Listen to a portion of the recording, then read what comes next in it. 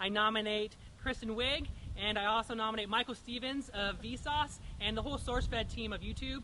You know, you have 24 hours to either do the ALS Ice Bucket Challenge or donate $100 to ALS TDI. You can find them at als.net. They're absolute best organization to help find a cure for ALS. Let's do this.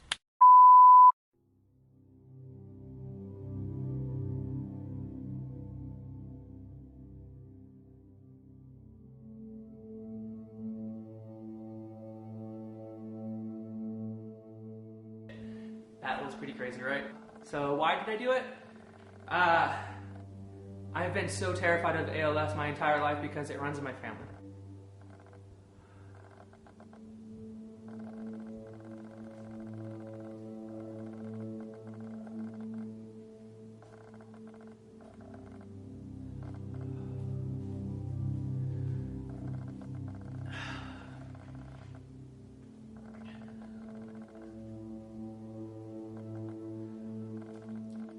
ALS runs in my family.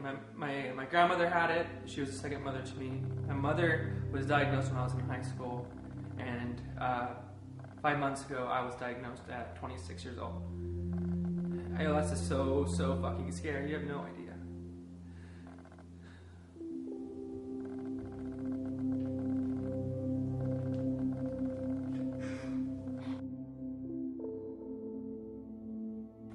People are getting frustrated about seeing the ALS Ice Bucket Challenge right now, and that's fine. That's fine. That means our our awareness is working. It wouldn't be successful if we weren't irritating a few people, right? I promise your newsfeed will go back to cat videos and let it go covers. But right now, the ALS community has the main spotlight, and for once in my entire life, I've seen it in the forefront. Usually when I say to someone, I have ALS, my mom has ALS, my grandmother has ALS, they have two responses. They either totally confused, have no idea what ALS is, they usually attribute it to Gehrig's disease, or they know completely how terrifying it is, and the conversation is usually pretty short. Only 30,000 people in the US have ALS.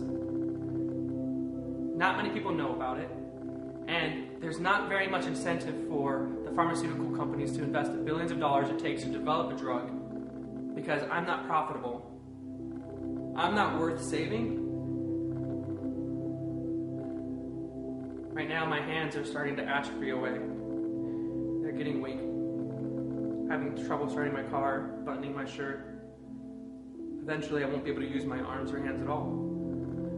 Eventually I won't be able to walk, talk, and breathe on my own.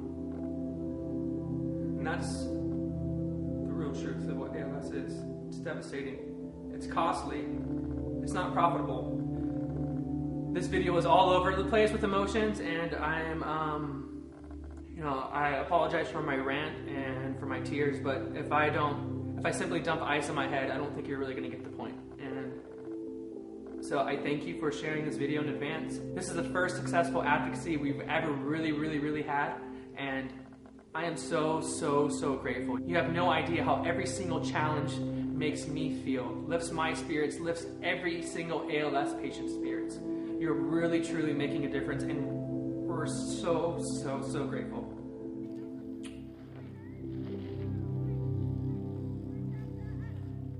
Honey, I'm gonna have you walk naturally across the frame, okay? Okay. That's good, right there, hold that.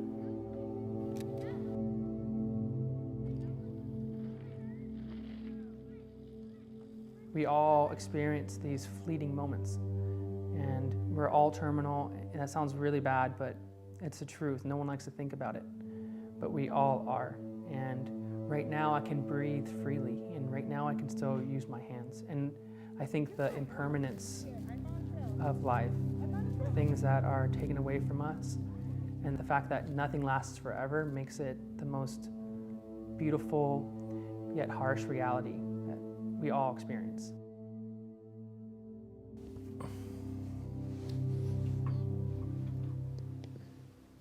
During the weekdays, I could help take care of my mom, and I photograph weddings during the weekends. At least I did. 2 weeks ago, I was diagnosed with ALS. It runs in my family, and progressively my hands have been noticeably weaker. The past couple of months, towards the end of the wedding, I could not change my settings on my camera. I had to cancel about 25 weddings and needed to refund about $35,000. Photography was the one thing that I could do on the weekends, and during the weekdays I could help take care of my mom, and she would sit next to me and I would edit every single wedding with her, and we bonded a lot. You know, I can't see myself in that same position in 10 years from now. Yay! All right. Ready? Yeah, let's rock and roll. My mother had it, and ironically, I took care of my mother when she had it. And now I have it, and my son's taking care of me. And now he has it, so it's kind of a full circle type of thing. What I always remember is I have a disease that has no treatment. However, there are children dying. They have things we have cures for. So what's worse, you know? Since my diagnosis, it's actually been the best years of my life. Mom, love you. My son is an angel. My biggest fear is that I'm going to be a burden, more so to my girlfriend, Larnie, or just a burden upon anyone.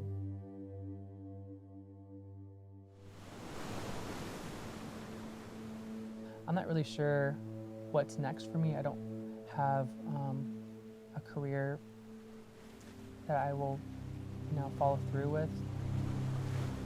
And I'm not sure what kind of medical expenses I'm going to expect, how I'm going to make my car payment, my insurance, and so just basic living expenses.